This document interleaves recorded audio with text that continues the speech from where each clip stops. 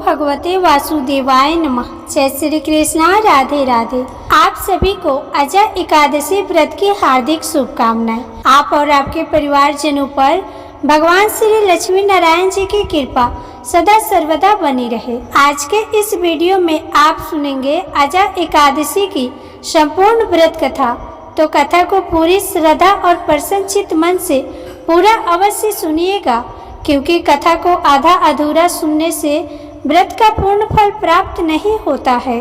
तो आइए भगवान श्री लक्ष्मी नारायण जी के चरणों का ध्यान करते हुए कथा को सुनते हैं। जय श्री गणेशाय नमः।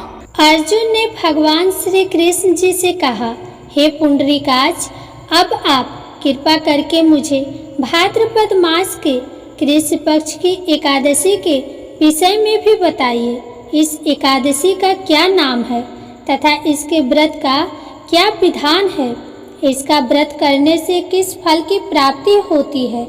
तब भगवान श्री कृष्ण जी ने कहा, हे कुंती पुत्र, भाद्रपद माह के कृष्ण पक्ष की एकादशी को आजा एकादशी कहते हैं। इसका व्रत करने से सभी पाप नष्ट हो जाते हैं। जो मनुष्य इस दिन श्रद्धा पूर्वक भगवान का पूजन करते हैं, उनके सभी पाप नष्ट हो जाते हैं।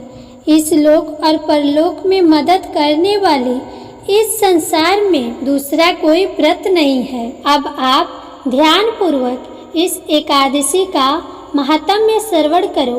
पौराणिक काल में भगवान श्री राम के वंश में अयोध्या नगरी में एक चक्रवर्ती राजा हरिश्चंद्र नाम के एक राजा हुए थे। राजा अपनी सत्य निष्ठा और ईमानदारी के लिए प्रसिद्ध थे। एक बार देवताओं ने इनकी परीक्षा लेने की योजना बनाई। राजा ने स्वप्न में देखा कि ऋषि विश्वामित्र को उन्होंने अपना राजपाठ दान कर दिया है। सुबह विश्वामित्र वास्तव में उनके द्वार पर आकर कहने लगे, तुमने स्वप्न में मुझे अपना राज्य दान कर दिया है। राजा ने सत्यनिष्ठ व्रत का पालन करते हुए संपूर्ण राज्य विश्वामित्र को सौंप दिया। दान के लिए दक्षिणा चुकाने हेतु राजा हरिश्चंद्र को पूर्व जन्म के कर्म फल के कारण पत्नी, बेटा एवं खुद को बेचना पड़ा। हरिश्चंद्र को एक डोम ने खरीद लिया, जो शमशान भूमि में लोगों के दाह संस्कार का काम करवाता था। स्वयं वह एक चंडाल का दास बन गया। उसने उस चंडाल के यहाँ कफन लेने का काम किया, किंतु उसने इस आपत्ति के काम में भी सत्य का साथ नहीं छोड़ा। अब इसी प्रकार उसे कई वर्ष बीत गए तो उसे अपने इस नीच कर्म पर बड़ा दुख हुआ और वह इससे मुक्त होने का उपाय खोजने लगा। वह सदैव इसी चिंता में डूबा रहता कि अब मैं क्या करूं, किस प्रकार इस नीच कर्म से मुक्ति पाऊं। एक बार की बात है, वह इसी चिंता में बैठा था कि गौतम ऋषि उसके पास पहुँचे। राजा हरिश्चंद्र ने उन्हें प्रणाम किया और अपनी दुख भरी कथा सुनाने लगा। राजा हरिश्चंद्र की दुख भरी कथा सुनकर महर्षि गौतम भी अत्यंत दुखी हुए और उन्होंने राजा से कहा, हे राजन, भादो के कृष्ण पक्ष की एकादशी का नाम अजय एकादशी है। तुम इस एकादशी का विधान पूर्वक व्रत करो तथा रात्रि को जागरण करो, इससे तुम्हारे सभी पाप नष्ट हो जाएंगे। महर्षि गौतम इतना कहकर अलोप हो गए। अजय नाम की एकादशी आने पर राजा हरिश्चंद्र ने महर्षि के कहे अनुसार विधान पूर्वक उपवास तथा रात्रि जागरण किया। इस व्रत के प्रभाव से राजा के सभी पाप नष्ट हो गए। उस समय स्वर्ग में नगाड़े बजने लगे तथा पुष्पों की वर्षा होने लगी। उसने अपने सामने ब्रह्मा, विष्णु, महेश तथा देवेंद्र आदि देवताओं को खड़ा पाया। उसने अपने मृतक पुत्र को जीवित तथा अपनी पत्नी को राजसी वस्त्र तथा आभूषण से परिपूर्ण देखा। व्रत के प्रभाव से राजा को पुनः अपने राज्य की प्राप्ति हुई। वास्तव में एक ऋषि ने राजा की परीक्षा लेने के लिए ही यह सब माया रची थी, परंतु अजा एकादशी व्रत के प्रभाव से ऋषि द्वारा रची गई सारी माया समाप्त हो गई और अंत समय में राजा हरिश्चंद्र सब परिवार स्वर्ग लोक को गया। अंत में भगवान श्री कृष्ण ने कहा, हे राजन, ये सब अजा एकादशी के व्रत का प्रभाव था। जो मनुष्य इस उपवास को विधान पूर्वक करते हैं तथा रात्रि जागरण करते हैं, उनके सभी पाप नष्ट हो जाते हैं और अंत में स्वर्ग को प्राप्त करते हैं। इस एकादशी व्रत के श्रवण मात्र से ही अश्वमेघ यज्ञ के फल की प्राप्ति होती है। इस कथा का सार है कि मनुष्य को भगवान के प्रति पूर्ण श्रद्धा रखनी चाहिए। जटिल परिस्थितियों में भी जो मनुष्य सत्य का मार्ग नहीं छोड़ते, वे अंत में स्वर्ग को प्राप्त होते हैं। प्रेम से बोलिए भगवान श्री लक्ष्मी नारायण की जय। आइए अब एकादशी व्रत की दूसरी कथा को सुनते हैं। इस कथा को सुनने से सभी मनोकामनाएं पूर्ण हो जाती है। रमा नाम की एक स्त्री थी जो किसी गांव में रहती थी। 5-6 बरस उसकी शादी को हो गए थे, लेकिन अभी तक कोई संतान नहीं थी। एक बार श्री राधा अष्टमी का उत्सव आया। गांव की सभी औरतें बरसाना जा रही थी। औरतों ने कहा, तुम भी बरसाना चलो, राधा रानी बड़ी दयालु है, तुम्हारी गोद जरूर भरेंगी। वह कभी भी 7-8 दिनों के लिए अपने घर से बाहर नहीं रही थी। उसके पति और सास ने भी उसे जाने की आज्ञा दे दी। बस उसके मन ने ठान लिया था कि राधा रानी मेरी गोद जरूर भरेंगी। जिस दिन उसे बरसाना जाना था, उसी दिन उसके पैरों में चोट लग गई। चला भी नहीं जा रहा था, फिर भी वह स्त्रियों के संग यात्रा पर चल पड़ी। सारे रास्ते ट्रेन में राधा कृष्ण का जाप कीर्तन चलता रहा। इस प्रकार सभी स्त्रियों के साथ वह बरसाना पहुंच गई। सभी नहा धोकर राधा जी के मंदिर में जाने के लिए तैयार हुई। राधा जी के महल में जब जाते हैं तो ऊपर बहुत सी सीढ़ियाँ चढ़नी पड़ती है। जैसे ही सीढ़ियाँ चढ़ने लगी, वह स्त्रियों को बोली कि तुम लोग आगे आगे चलो, मैं धीरे धीरे आ रही हूँ। पैर में चोट लगने की वजह से चला नहीं जा रहा था। 2-4 सीढ़ियाँ चढ़ने के बाद उसका पैर मुड़ गया और वह नीचे गिरने लगी। तभी एक 7-8 साल की कन्या ने उसका हाथ पकड़ लिया। रमा बोली, बेटी, आज अगर तुम ना होती तो मैं नीचे गिर गई होती। वह कन्या बोली, मैया, ऐसे कैसे गिर जाने देती मैं तुम्हें। रमा ने पूछा, बेटी, तुम्हारा क्या नाम है? वह बोली, लाडो नाम है मेरा, यहीं पास में रहती हूँ। वे दोनों सीढ़ियों पर बैठ गए। लाडो कहने लगी, मैया, मेरे लिए क्या लाई हो? ना कोई जान, ना कोई पहचान, और लाडो ऐसी बातें कर रही है। रमा ने सोचा। फिर रमा ने कहा, लाडो, मैं कल तुम्हारे लिए लेकर आऊँगी, तुम्हें क्या पसंद है? लाडो बोलती है, मुझे नथ, गले का हार, कान की कुंडल, चूड़ियाँ, मेहंदी, घाघरा चोली, यह सब पसंद है, कुछ भी ले आना। इतना कहकर वह भाग गई। जैसे तैसे रमा भी मंदिर के दर्शन करके लौट आई। वापिस जाकर उस कन्या के बारे में सोचने लगी और बाजार जाकर उसने गले का हार और चूड़ियाँ उसके लिए खरीदी। अगले दिन वही जहाँ मिले थे, वह लाडो उसका इंतजार करती मिली। चूड़ियाँ और गले का हार जैसे उसे दिया, वह बोली, बस इतनी सी ही, और चीजें नहीं लाई, और वह मुंह फुलाकर बैठ गई। तब रामा बोली, अभी मैं 8 दिनों के लिए यही हूँ, रोज तुम्हारे लिए कुछ न कुछ लाया करूँगी। यह सुनकर लाडो उसकी गोद में बैठ गई और गले से लग गई। रामा तो रोने लगी, उसे जैसे एक संतान मिल गई हो। खूब प्यार से उसके सिर पे हाथ फेरा। ऐसे ही वह फिर चली गई। रामा ने मंदिर से आकर घाघरा और चोली उसके लिए बनवाए। रोज कुछ न कुछ उसे देती।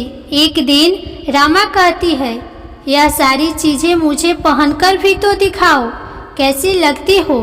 लाडो बोली, कल राधा अष्टमी है, कल पहनूंगी। इस बार लाडो के साथ एक लड़का भी था। उसे देखकर रामा ने कहा, आज पता नहीं मेरे मन में क्या आया, मैंने एक धोती और एक मुकुट मोर वाला लिया है, क्या मैं इसे दे दूं? लाडो बोली, यह कनुआ है, मेरे साथ ही रहता है, हाँ तुम इसे दे दो। ऐसा कहकर वह दोनों सामान लेकर चले गए। अगले दिन राधा अष्टमी थी। जब रामा सीढ़ियों पर आई, वहाँ उसे आज कोई नहीं मिला। बहुत इंतजार के बाद जब वह मंदिर में पहुँची, वहाँ बहुत भीड़ था। वहाँ नृत्य और कीर्तन हो रहा था। इसी तरह भीड़ को चीरती हुई वह आगे पहुँची और राधा जी और ठाकुर जी को देखा। वही सामान सब जो वह लाई थी उन्होंने धारण किया हुआ था। वह पत्थर सी हो गई, आंखों में आंसू बहने लगे। बात समझते देर न लगी कि वह लाडो राधा रानी और कन्वा श्री कृष्ण जी हैं। स्वयं जगत के पालनहार उसके पास आते हैं। राधा जी उसकी गोद में बैठती है और उसे मात्र सुख प्रदान करती है। वह तो जैसे बावरी हो गई, दिन रात लाडो लाडो कहती रहती, पुकारती रहती। वह स्त्रियों से बोली, तुम लोग घर जाओ, मैं नहीं जाऊंगी। उसके सास और पति भी उसे लेने आए, पर वह साथ नहीं गई। अब तो वह प्रतिदिन सीढ़ियों पर बैठे बैठे आंसुओं से सीढ़ियाँ धोती, पलकों से बुहारती। ऐसा करते करते उसे 30 बरस हो गए। एक दिन एक बालिका उसका हाथ पकड़कर ऊपर अटालिका में ले गई। वहां जाकर बोलती है, आ गई तेरी लाडो। ऐसा कहकर बाहें फैलाकर रामा को बुलाने लगी और अपने गले लगा लिया। उस दिन रामा ऐसे गले लगी कि इस पार्थिव शरीर को छोड़कर सदा के लिए अपने लाडो के पास चली गई। प्रेम से बोलिए राधा रानी की जय, बरसाने वाली की जय। आइए अब बड़े प्रेम से एकादशी माता और तुलसी माता की कथा को सुनते हैं। इन कथाओं को सुनने से ही एकादशी का व्रत पूर्ण माना जाता है। एक बूढ़ी माँ ने एक बार एकादशी का व्रत रखा। बड़ा ही भक्ति भाव से पूजा अर्चना की। उन्हें वृद्धा अवस्था में क्या बाधा थी, वे तो अपने पुत्र पौत्रों की सुख सुविधा के लिए व्रत रखने लगी थी। वे दिन भर तो जरा कठोर मन करके अपनी प्यास को रोके रही। दिन में पूजा पाठ किया, कथा सुनी और पंडित जी को मिट्टी के पात्र में भरकर पानी और ऋतुफल दान में दिए। दोना भर भर के बूढ़ा शक्कर वितरण किया। उन्हें गर्मी के कारण बहुत बेचैनी हो रही थी। इस कारण से बड़ी देर तक पानी में पड़ी रही और पानी की कुल्ला करती रही, अपना मुंह धोती रही। तब कहीं थोड़ा बहुत धैर्य बंध पाया। धूप तो बहुत तेज पड़ रही थी, इस कारण बार बार उनका मुंह सूख रहा था। बूढ़ी माँ बहुत बेचैन हो रही थी। एक तरफ बुढ़ापा और दूसरा यह भयंकर गर्मी। वृद्धा अवस्था की स्थिति तो कुछ दूसरी ही प्रकार की होती है। जैसे जैसे रोज होके दिन कट पाया, अब पहाड़ सी रात सामने थी। उसका कटना बड़ा ही कठिन दिखाई दे रहा था। खटिया पर पड़े शांति नहीं मिल रही थी। वे बार बार करवट बदल रही थी। अनेक बार वे बाहर जाती और भीतर आती, उन्हें घर के अंदर शांति नहीं थी। वे पड़ी पड़ी एकादशी माता का स्मरण करती रही। वे कहती रही कि हे माता जी, आप मेरी लाज रखिएगा, आप ही मुझे शक्ति दीजिएगा जिससे मैं भली भांति आपका व्रत कर सकूं और यह पहाड़ सी रात शांति पूर्वक व्यतीत हो सके। प्यास के कारण बूढ़ी माँ की बेचैनी तो बढ़ ही रही थी। उन्होंने धैर्य रखने का बहुत प्रयास किया, किंतु सहनशीलता की सीमा टूट गई और वे घबराकर एकदम चिल्ला पड़ी और बोली कि बचाओ बचाओ। अम्मा का चिल्लाना सुनकर परिवार भर के नर नारी, बच्चे और पड़ोसी एकत्र होकर बूढ़ी अम्मा के खटिया के समीप पहुंच गए। सबने पूछा कि अम्मा जी, आपको क्या हुआ? आप क्यों चिल्ला रही हैं? आप इस वृद्धा अवस्था में यह कठिन व्रत क्यों कर रही हैं? अम्मा जी, शक्ति से ही भक्ति होती है। थोड़ी ही देर में वे फिर से बोली, अरे हमारे तो प्राण ही निकले जा रहे हैं। मेरी छाती पर ठंडे पानी का घड़ा रख दीजिए। नातियों ने दादी की छाती पर ठंडे पानी का पात्र रख दिया। तब कहीं उन्हें थोड़ा बहुत आराम मिला और थोड़ी देर के लिए उन्होंने अपनी आंखें बंद कर ली। एकादशी माता ने सोचा कि यह बूढ़ी अम्मा है तो बहुत कठोर, जरा जाकर उसकी परीक्षा लेनी चाहिए। वे आधी रात को मुर्गा बनकर तीर लगाने लगी। मुर्गा की आवाज़ सुनकर बूढ़ी अम्मा जल्दी से उठी और बाहर जाकर आसमान की ओर देखा, किंतु आसमान में कहीं उन्हें प्रातःकालीन तारा दिखाई नहीं दिया। तो वे सोचने लगी कि यह मुर्गा क्यों और कैसे भूल गया। उन्हें प्यास तो लग ही रही थी। थोड़ा बहुत उनका मन विचलित होने लगा, किंतु उन्होंने दृढ़ निश्चय किया कि मैं अब व्रत को पूर्ण करके ही छोड़ूंगी, चाहे भले ही मेरे प्राण निकल जाए। यह सोचकर फिर वे खटिया पर शिथिल होकर लेट गई। थोड़ी ही देर में एकादशी माता ने उनकी फिर से परीक्षा लेनी चाहिए। एक छोटी सी बालिका एक गिलास में शरबत लेकर उनके सिरहाने खड़ी हो गई और जोर से बोली, दादी जी, सवेरा हो गया है, आप हाथ मुंह धोकर शरबत पी लीजिए। पहले तो शरबत का गिलास देखकर उनका मन ललच गया, किंतु अचानक व्रत का स्मरण हो आया और उन्होंने सोचा कि मैं किसी भी प्रकार से अभी शरबत नहीं पी सकती हूँ, और वे शांति पूर्वक अपनी खटिया पर लेट गई। फिर थोड़ी ही देर में उन्हें ऐसा लगा कि जैसे किसी ने उन्हें पानी के कुएं में पटक दिया हो। वे बड़ी देर तक उस कुएं में हाथ पांव चलाती रही, किंतु उन्होंने अपने मुंह में पानी की एक बूंद भी नहीं जाने दी और वे दृढ़ता पूर्वक अपना व्रत पालन करती रही। थोड़ी ही देर में न जाने कहां से सामने आग जलने लगी, जिससे भारी गर्मी बढ़ने लगी। प्यास के कारण प्राण निकलने लगे, किंतु बूढ़ी अम्मा का कुछ भी नहीं बिगाड़ पाया। वे जहाँ के तहाँ मुस्कुराती हुई सी बैठी रही और थोड़ी ही देर में बाहर प्रकाश दिखाई देने लगा। ऐसा लगा कि जैसे सवेरा हो गया हो। बूढ़ी अम्मा ने जब बाहर निकलकर देखा तो वे समझ गई कि अभी सवेरा होने में 3-4 घंटे की देरी है। यह जानकर वे शांतिपूर्वक इधर उधर घूमने लगी। एकादशी माता यह बात अच्छी तरह से समझ गई कि यह बूढ़ी अम्मा किसी भी प्रकार से अपने व्रत से नहीं टल सकती है। वे उनके सत्य व्रत को अच्छी तरह से समझ गई। सवेरा होते ही बूढ़ी अम्मा ने स्नान किया, पूजा पाठ किया, एकादशी माता की कथा सुनी, ब्राह्मणों को दक्षिणा देकर भोजन कराया। तब कहीं उन्होंने जल ग्रहण किया। कन्याओं को भोजन कराने के बाद अम्मा ने स्वयं भोजन किया। उस श्रेष्ठ व्रत के प्रताप से बूढ़ी अम्मा की आयु में वृद्धि हो गई। उनका घर परिवार हरा भरा हो गया। घर में अब उनके कोई अभाव न रहा। वे हर तरह से सुख साधनों से संपन्न हो गए। नात नतनी से उनका घर भर गया और वे उसी दिन से 12 महीनों का एकादशी का व्रत करने लगे। एकादशी माता के व्रत के प्रताप से इस संसार में हर प्रकार के सुख भोग कर वे अंत में बैकुंठ धाम को चली गई। जैसे एकादशी माता ने बुढ़िया माता और उनके परिवार को हरा भरा किया, वैसे ही एकादशी माता हम सभी की मनोकामनाओं को पूर्ण करे। प्रेम से बोलिए एकादशी माता की जय। अब बड़े ही प्रेम से तुलसी माता की कथा को सुनते हैं। इन कथाओं को सुनने से ही एकादशी का व्रत पूर्ण माना जाता है।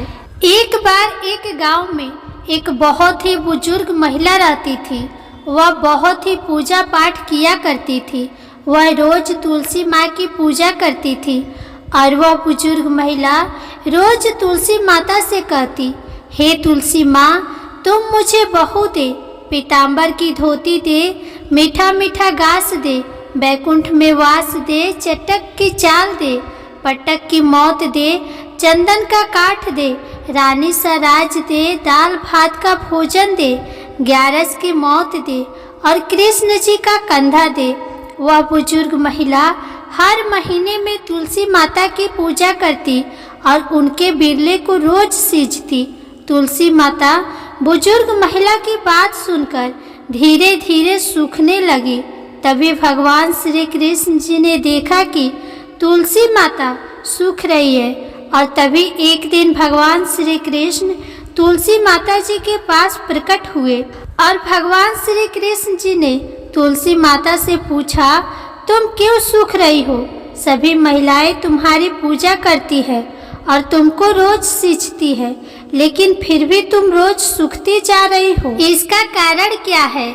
जिसके बाद तुलसी माता ने भगवान श्री कृष्ण जी से कहा कि हे प्रभु, एक बुजुर्ग महिला मेरे पास रोज आती है और रोज एक ही बात बोलती है, हे तुलसी माता, सबकी दाता, मैं तेरा बिरला सींचती हूँ, तुम मुझे बहू दे, पीताम्बर की धोती दे, मीठा मीठा घास दे, बैकुंठ में वास दे, चटक की चाल दे, पटक की मौत दे, चंदन का काठ दे, रानी सा राज दे, दाल भात का भोजन दे, 11 की मौत दे और कृष्ण जी का कंधा दे।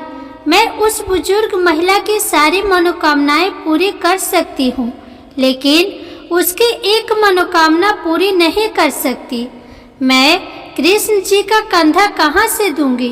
भगवान श्री कृष्ण जी तुलसी माता की बात सुनकर जोर जोर से हंसने लगे और फिर भगवान श्री कृष्ण जी ने तुलसी माता जी से कहा कि तुम चिंता मत करो, जब वह बुजुर्ग महिला की मृत्यु होगी तब मैं मौके पर आकर उसे कंधा दे दूंगा। अब जब वह बुजुर्ग महिला पूजा करने आए तो कह देना कि तुम्हें सब कुछ मिल जाएगा। कुछ दिनों बाद वह वृद्ध महिला ठोकर खाकर रास्ते में गिरकर मर गई। पूरे गांव के सभी लोग आए और उस महिला को सभी लोग धर्मात्मा मानते थे। उसको तुलसी जी की टोकरी कहते थे। उसके परिवार में कोई भी नहीं था, इसलिए गांव वालों ने ही उसके अंतिम संस्कार करने की योजना बनाई और उसे नहलाकर जब बैकुंठी पर बैठाने के लिए उसे उठाने लगे तो उसके मृत शरीर इतना भारी हो गया था कि उसे कोई उठा नहीं पाया। यह सब देखकर वहाँ के सभी लोग तरह तरह की बातें करने लगे और कहने लगे कि यह इतना पूजा पाठ करती थी, हर समय माला फेरती थी, इसलिए यह इतनी भारी हो गई है। वहीं पूरी गांव में चर्चा होने लगी कि डोकरी माई कोई भक्ति नहीं करती थी, यह छल कपट करती थी। हम जिसे धर्मात्मा समझते थे वह पापी है, जो कि किसी से भी नहीं उठ पा रही है। यह इसके कर्मों की सजा है। इधर भगवान ने सोचा कि मेरे भक्त की निंदा हो रही है, इसलिए भगवान ने बूढ़े ब्राह्मण का वेश धारण करके वहाँ पर आए और वहाँ पर एकत्रित लोगों से पूछने लगे कि यहाँ पर इतनी भीड़ क्यों लगी है, जिसे लोग कहने लगे कि यहाँ पर डोकरी माई मर गई है और पाप इतना था कि जिससे यह उठ नहीं पा रही है। सब उठा उठाकर थक गए। तब ब्राह्मण ने कहा, मुझे एक बार डोकरी के कानों में कहने दो, फिर वह देखो कैसे उठती है। तो सभी लोगों ने कहा कि आप भी प्रयास करके देख लीजिए। तब भगवान ने उस वृद्ध महिला के कानों में कहा कि हे डोकरी माई, देखो मैं आ गया। और जो डोकरी पूजा करते समय शब्द कहती थी वह शब्द उसके कानों में कहने लगे, तू बिरला सींचू तेरा, मैं करूँ निस्तारा मेरा। डोकरी माई बहू ले, बेटी ले, पोता ले, लड्डू ले, पीताम्बर की धोती ले, गहना ले, घी का घड़ा ले, मीठा मीठा खीर और पूड़ी ले, दाल भात का भोजन ले, धन दौलत ले, रानी सा राज ले, तुलसी जी का पत्ता ले, मुंह में गंगा जल ले, 11 को दिल ले, चंदन का दाग ले, कृष्ण जी का कंधा ले। इतना सुनते ही डोकरी हल्की हो गई। भगवान ने बोला, आओ और इसको उठाओ। भगवान ने हाथ लगाया और डोकरी माई उठ गई। सबको बड़ा आश्चर्य हुआ। उसे खूब धूमधाम से ले जाया गया। भगवान उसे अपने कंधे पर ले गए। पूरे गांव में उसकी चर्चा होने लगी, जिससे उसको मुक्ति मिल गई और वह वैकुंठ में चली गई। सभी लोग देखते रह गए। सभी लोगों ने देखा कि शमशान घाट तक तो ब्राह्मण साथ ही आया था, लेकिन अब वह दिखाई नहीं दे रहा है। इससे लोगों को समझ में आ गया कि वह कोई और नहीं, स्वयं भगवान ही बूढ़े ब्राह्मण के रूप में आए थे। बोलिए श्री तुलसी शालिग्राम की जय। बोलिए श्री लक्ष्मी नारायण भगवान की जय। बोलिए श्री राधा कृष्ण भगवान की जय। आइए अब एकादशी व्रत को पूर्ण करने वाले गणेश भगवान की कथा को सुनते हैं। एक समय की बात है, एक बुढ़िया माई अपने परिवार के साथ रहती थी। बुढ़िया माई विष्णु भगवान की परम भक्त थी। वह हमेशा दोनों पक्षों की एकादशी का व्रत करती थी और कथा सुनती थी। उन्होंने कभी भी व्रत में गणेश भगवान की कथा न कही न सुनी, जिस कारण उनका व्रत अधूरा रह गया। परंतु बुढ़िया माई इस बात से अनजान थी। उनको लगता था कि वह तो पूरा व्रत कर रही है और उनके व्रत के पुण्य से उनको वैकुंठ लोक की प्राप्ति अवश्य होगी। देखते ही देखते बुढ़िया माई की मृत्यु हो गई। उन्हें लेने यमलोक के दूत आए। वह देखकर घबरा गई और बोली, मैंने जीवन भर विष्णु भगवान की भक्ति श्रद्धा भाव से किया, एकादशी का व्रत किया, मुझे तो लेने वैकुंठ लोक का विमान आएगा, मैं आपके साथ नहीं चलूंगी। इतना कहकर बुढ़िया माई रोने लगी और विष्णु भगवान को पुकारने लगी। विष्णु भगवान गरुड़ पर सवार होकर बुढ़िया माई के पास आए और बोले, बुढ़िया माई, तूने तो पूरी श्रद्धा से व्रत किया, परंतु तुमने व्रत में कभी भी गणेश भगवान की कथा न कही न सुनी, जिस कारण तेरा व्रत अधूरा रह गया। बुढ़िया माई विष्णु भगवान से जीवन दान मांगने लगी ताकि वह एकादशी का व्रत करके उसका पूरा पुण्य प्राप्त कर सके। इस प्रकार बुढ़िया माई को विष्णु भगवान ने 2 साल के लिए फिर से जीवित कर दिया। अब बुढ़िया माई जीवित होते ही गणेश भगवान का नित्य नियम निभाना चालू कर दिया। अब जब भी एकादशी का व्रत करती तो सबसे पहले एकादशी व्रत की कथा सुनती, फिर अंत में गणेश भगवान की कथा सुनने लगी। गणेश भगवान की कृपा से एकादशी का पूरा पुण्य बुढ़िया माई को प्राप्त हुआ। बुढ़िया माई की तपस्या से गणेश भगवान प्रसन्न हुए और बुढ़िया माई के सामने प्रकट होकर बोले, बुढ़िया माई, तुमने मेरे नित्य नियम के साथ ही व्रत में श्रद्धा पूर्वक कथा सुनी है, इसलिए मैं तुम पर अत्यंत प्रसन्न हूँ। मैं तुम्हें आशीर्वाद देता हूँ कि जब तक यह पृथ्वी रहेगी तब तक तुम्हारी इस तपस्या का गुणगान लोग करते रहेंगे। साथ ही एकादशी व्रत में तुम्हारी इस भक्ति की कथा को जो भी मनुष्य प्रेम पूर्वक सुनेगा उसको व्रत का संपूर्ण फल प्राप्त होगा। गणेश भगवान बुढ़िया माई पर प्रसन्न होकर बुढ़िया माई का घर अन्न धन से भर दिया। साथ ही रिद्धि सिद्धि का आवाज करके अंतर ध्यान हो गए। 2 साल बीतने पर बुढ़िया माई की मृत्यु हुई। इस बार उन्हें लेने वैकुंठ लोक का विमान आया। बुढ़िया माई को पूरे मान सम्मान के साथ वैकुंठ लोक ले जाया गया। इस गणेश भगवान की कृपा से बुढ़िया माई का घर अन्न धन से भर गया और मरने के बाद वैकुंठ धाम का वास मिला। हे गणेश जी महाराज, जैसे आपने बुढ़िया माई पर प्रसन्न हुए, बुढ़िया माई के व्रत को पूर्ण किया, उसके घर को अन्न धन से भर दिया, वैसे ही एकादशी व्रत करने वालों को भी पूरा फल देकर उनका घर अन्न धन से भर देना। प्रेम से बोलिए गणेश भगवान की जय। अब सुनिए लपसी और तपसी की कहानी। एक लपसी था, एक तपसी था। तपसी हमेशा भगवान की तपस्या करता था, लेकिन उसे चोरी करने की आदत थी। लपसी हमेशा सवा सेर की लपसी बनाता और सबसे पहले भगवान को भोग लगाता, उसके बाद में स्वयं भोजन करता। दोनों भाइयों का यही नियम था। एक दिन किसी बात को लेकर दोनों भाइयों में कहा सुनी हो गई। तपसी कहने लगा कि मैं रोजाना भगवान की तपस्या करता हूँ, इसीलिए मैं बड़ा हूँ। तो लपसी बोला कि मैं रोज भगवान को सवा सेर का लपसी का भोग लगाता हूँ, इसीलिए मैं बड़ा हूँ। ऐसा कहते हुए दोनों जोर जोर से लड़ने लगे। तभी वहाँ से नारद जी गुजर रहे थे। दोनों को लड़ता हुआ देखकर वहाँ आए और उनसे पूछा कि तुम दोनों लड़ क्यों रहे हो। तो दोनों ने अपने आप को बड़ा बताया और साथ में बड़ा होने का कारण भी बताया। तो नारद जी बोले कि इसका फैसला मैं कर दूंगा, कल आकर बता दूंगा कि कौन बड़ा है। दूसरे दिन लपसी और तपसी नहाकर अपने रोज की भक्ति करने आए।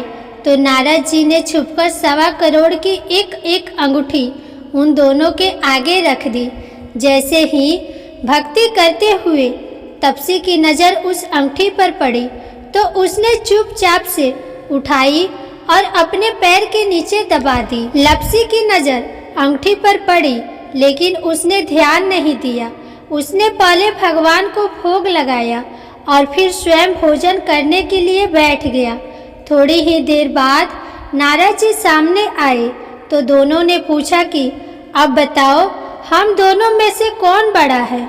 तो नारद जी ने तपसी से कहा, तपस्या तो तुम करते हो, इतनी तपस्या करने के बाद भी तुम्हारी चोरी करने की आदत नहीं गई। यह अंगूठी मैंने ही तुम दोनों के आगे रखी थी। मैं ये देखना चाहता था कि तुम दोनों में से किनके मन में लालच है। तो तूने तो अंगूठी दिखाई पड़ते ही झट से अपने पैर के नीचे दबा ली। लेकिन लपसी का ध्यान अंगूठी पर जाने के बाद भी लपसी ने अंगूठी को नहीं उठाया और ना ही ध्यान दिया। उसने सिर्फ अपने भगवान में ही ध्यान रखा, उन्हें भोग लगाया और बाद में भोजन करने लगा। इसलिए लपसी बड़ा है और तुम्हें तुम्हारी तपस्या का कोई भी फल नहीं मिलने वाला। जितनी चाहे मर्जी तुम तपस्या कर लो, तुम्हें इसका कोई भी फल नहीं मिलेगा। तो तपसी को यह सुनकर बहुत ही दुख हुआ और वह शर्मिंदा होकर नारद जी से माफ़ी मांगने लगा कि आज तक मेरी गलती माफ़ करो और मुझे बताओ कि मेरी तपस्या का फल कैसे मिलेगा। आज के बाद कभी भी मैं चोरी नहीं करूँगा। तो नारद जी ने कहा कि यदि कोई गाय या कुत्ते के लिए रोटी नहीं बनाएगा तो उसका फल तुझे मिलेगा। यदि कोई व्यक्ति ब्राह्मण को भोजन करवाकर उसे दक्षिणा नहीं देगा तो उसका फल भी तुझे ही मिलेगा। अगर किसी को सूट साड़ी देगा और उसके साथ भेंट स्वरूप कुछ रुपये नहीं देगा तो उसका फल भी तुझे ही मिलेगा। अगर कोई व्यक्ति दिए से दिया जलाएगा तो उसका फल भी तुझे ही मिलेगा। अगर कोई औरत आंगन लिपकर चौका नहीं लिपेगी तो उसका फल भी तुझे ही मिलेगा।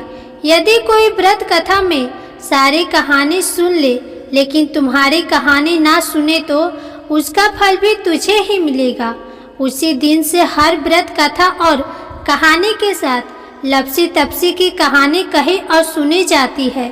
प्रेम से बोलिए भगवान श्री लक्ष्मी नारायण की जय, तुलसी माता की जय, एकादशी माता की जय, भगवान गणेश की जय। अब आप सुनिए एकादशी माता की आरती। ओम जय एकादशी जय एकादशी जय एकादशी माता, विष्णु पूजा व्रत को धारण कर शक्ति मुक्ति पाता। ओम जय एकादशी जय एकादशी जय एकादशी माता, विष्णु पूजा व्रत को धारण कर शक्ति मुक्ति पाता। तेरे नाम गिनाऊं देवी भक्ति प्रदान करनी, गढ़ गौरव की देनी माता शास्त्रों में वर्णी। ओम जय एकादशी माता, विष्णु पूजा व्रत को धारण कर शक्ति मुक्ति पाता। मार्गशीर्ष के कृष्ण पक्ष की उत्पन्ना विश्व तारिणी जन्मी, शुक्ल पक्ष में हुई मोक्षदा मुक्तिदाता बन आई। ओम जय एकादशी माता, विष्णु पूजा व्रत को धारण कर शक्ति मुक्ति पाता। पौष के कृष्ण पक्ष की सफला नामक है, शुक्ल पक्ष में होए पुत्रदा आनंद अधिक रहे। ओम जय एकादशी माता, विष्णु पूजा व्रत को धारण कर शक्ति मुक्ति पाता। नाम सट तीला माघ मास में कृष्ण पक्ष आवे, शुक्ल पक्ष में जया कहावे विजय सदा पावे। ओम जय एकादशी माता, विष्णु पूजा व्रत को धारण कर शक्ति मुक्ति पाता। चैत्र शुक्ल में नाम कामदा धन देने वाली, नाम वरुथनी कृष्ण पक्ष में बैशाख माह वाली। ओम जय एकादशी माता, विष्णु पूजा व्रत को धारण कर शक्ति मुक्ति पाता। शुक्ल पक्ष में होए मोहिनी अपरा ज्येष्ठ कृष्ण पक्षी, नाम निर्जला सब सुख करनी शुक्ल पक्ष रखी। ओम जय एकादशी माता, विष्णु पूजा व्रत को धारण कर शक्ति मुक्ति पाता। जोगिनी नाम आषाढ़ में जानो कृष्ण पक्ष करनी, देव शैनी नाम कहायो शुक्ल पक्ष धरनी। ओम जय एकादशी माता, विष्णु पूजा व्रत को धारण कर शक्ति मुक्ति पाता। कामिका श्रावण मास में आवे कृष्ण पक्ष कहिए, श्रावण शुक्ल होए पवित्र आनंद से रहिए। ओम जय एकादशी माता, विष्णु पूजा व्रत को धारण कर शक्ति मुक्ति पाता। अजा भाद्रपद कृष्ण पक्ष की परिवर्तिनी शुक्ला, इंद्र आश्विन कृष्ण पक्ष में व्रत से भव सागर निकला। ओम जय एकादशी एकादशी माता, विष्णु पूजा व्रत को धारण कर शक्ति मुक्ति पाता। पाप कौन सा है शुक्ल पक्ष में आप हरनहारी, रमा मास कार्तिक में आवे सुखदायक भारी। ओम जय एकादशी माता, विष्णु पूजा व्रत को धारण कर शक्ति मुक्ति पाता। देव उठाने शुक्ल पक्ष की दुख नाशक मैया, पावन मास में करो विनती पार करो नैया। ओम जय एकादशी माता, विष्णु पूजा व्रत को धारण कर शक्ति मुक्ति पाता। परमा कृष्ण पक्ष में होती जन मंगल करनी, शुक्ल मास में होए पद्मिनी दुख दारिद्र हरनी। ओम जय एकादशी माता, विष्णु पूजा व्रत को धारण कर शक्ति मुक्ति पाता। जो कोई आरती एकादशी की भक्ति सहित गावे, जन गुरु दीता स्वर्ग का वासा निश्चय वह पावे। ओम जय एकादशी जय एकादशी माता, विष्णु पूजा व्रत को धारण कर शक्ति मुक्ति पाता। जय एकादशी माता, क्यारस माता की जय।